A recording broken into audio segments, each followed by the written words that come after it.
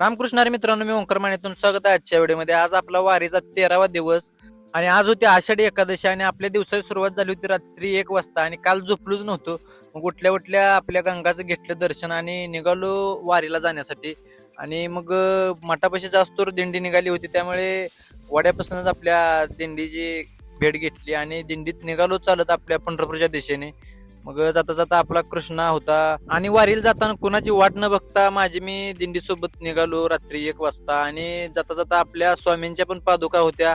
मग स्वामींच्या पादुका सोबत आम्ही सर्व वारकरी मंडळ निघालो होतो आणि रस्त्यामध्ये आपले चिखलीचे भजनी मंडळ सर्व मित्रमंडळ होते. मग त्यांच्यासोबत वारीत अभंग, रामकृष्ण हरीचा गजर आणि संत ज्ञानेश्वर महाराज तुकाराम महाराजांच्या गजरात आम्ही वारीसाठी निघालो होतो. मग विसाव मंदिरपाशी पोहोचलो, तिथं दर्शन घेतलं विसाव मंदिराचं आणि तिथून निघालो पुढं. आणि वाटेवर आपले योगेश दाजी यांचा पण अभंग चालू होता. त्यांनी त्रिशूळावरी काशीपुरी हा अभंग घेतला होता. 1 नंबर अभंग झाला आणि मी पण 1-2 अभंग म्हणले. तेव्हा जास्त मेहनत नाही, पण वाजवण्यामुळं आपला अभंग म्हणायचा एवढा विषय येत नाही, पण म्हणतो आपल्याला येतात अभंग म्हणायला. आणि चालत चालत हरिनामाच्या गजरात आम्ही केव्हा पंढरपुरात पोहोचलो हे समजलं पण नाही. आणि मग नंतर पंढरपुरात पोहोचल्यानंतर गेलो चंद्रभागेला आणि अवघ्याची तीर्थे घडती एक वेळा, चंद्रभागा डोळा देखील या. मग चंद्रभागेचं दर्शन घेतलं आणि पोचलो वाळवंटाला. आणि गेल्यावर आपला ग्रुप पूर्ण दिंडी एका साईडला उभा होती.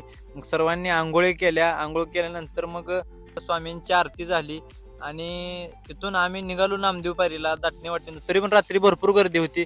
नामदेव पायरीला गेलो, नामदेव पायरीचं दर्शन घेतलं. आषाढी एकादशीच्या दिवशी आपला विठ्ठल हा कळसावर असतो असं म्हणतात.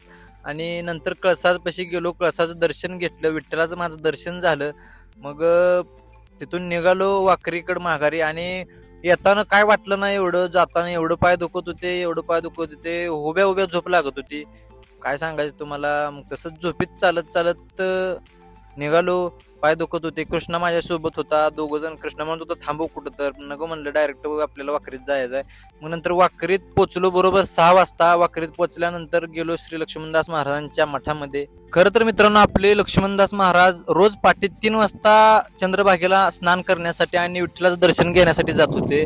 पण आपल्या वाकरी गावचं दुर्दैव एवढं की आषाढी वारीत सुद्धा आपण लक्ष्मणदास महाराजांच्या पादुका दर्शनाला, स्नानाला चंद्रभागेच्या नेत नाही. 1 वर्ष मी, सुनील, दादा आम्ही सर्व मित्रमंडळाने नेल्या होत्या लक्ष्मणदास महाराजांच्या पादुका दर्शनासाठी, आंघोळीसाठी. पण यंदा मी तर एकटा काय करणार मित्रांनो, मग त्यामुळं मी नाही घेतला पुढाकार. आणि आपली इथली व्यवस्था भंगार, त्यामुळे काय कोणच विषय घेत नाही. ते आपल्या गावकऱ्यांच्या लक्षात आलं पाहिजे.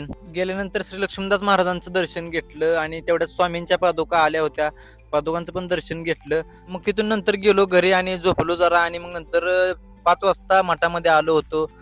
महाराजांची पूजा झाली होती आणि आपल्या आप्पा महाराजांनी आणि सर्वेशनं पूजा केली होती. सर्वेशपाशी थांबलो, जरा गप्पा मारल्या. आणि जर त्या वर्षी मठामध्ये वारीच्या टायमिंगला आपल्या तुळशीच्या माळा विकत असतात आमचे वडील. मग तुळशीच्या माळा विकण्यासाठी बसलो होतो. मी पण जरा बघितलं आणि ओरिजिनल तुळशीच्या माळा मिळतात आपल्याकडं. मग नंतर पूजा झाली होती आणि बाहेर हरिपाठ चालू होता. हरिपाठाचा शेवट येणार होता, कारण संपत आला होता हरिपाठ आणि आरती चालू होणार होती. मग हरिपाठ झाला आणि महाराजांची आरती चालू झाली. बाहेर सर्व मंडळी आरतीसाठी थांबले होते. मी, सर्वेश, भाव आत होतो. मी आरती म्हणली आणि नंतर संध्याकाळी गुरुवर्य पांडुरंग महाराज क्षीरसागर यांचं कीर्तन झालं एकादशी दिवशी. कीर्तनाचं श्रवण केलं बसून तिथं. मग नंतर फराळ केले आणि घरी गेलो. आणि माझं जरा डोक्यात टेन्शन होतं, व्हिडिओ डिलीट झाले होते माझ्याकडनं भरपूर कीर्तनाच्या आणि जे वारीत काढलेले ते, त्यामुळे मला डोकं दुखत होतं, टेन्शन आलं. त्यामुळे घरी जाऊन झोपलो आणि मठामध्ये जागर झाला आपला सुदाम महाराज उगाडे, नितीन महाराज उगाडे आमचे वडील. 1 नंबर जागर झाला आणि मी काय नाही गेलो, झोपलो निवांत घरी. धन्यवाद. रामकृष्ण.